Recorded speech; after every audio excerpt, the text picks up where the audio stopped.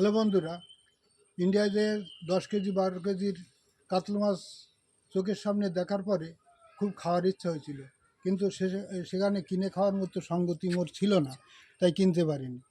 এখন আজকে বাজারে গেলাম, প্রায় 2.5 থেকে 3 কেজি ওজনের এই কাতলা মাছটা দেখে চিন্তা করলাম যে ওইটার পরিবর্তে এইটা খাইয়ে অন্তত লোকটা সম্বরণ করি, তাই এই মাছটা কিনে আনলাম।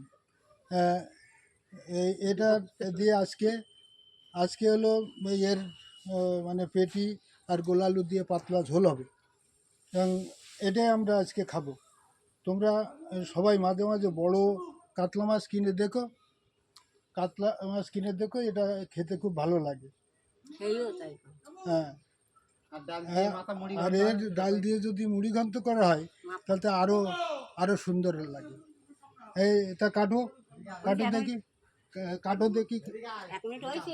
হ্যাঁ, কাটো।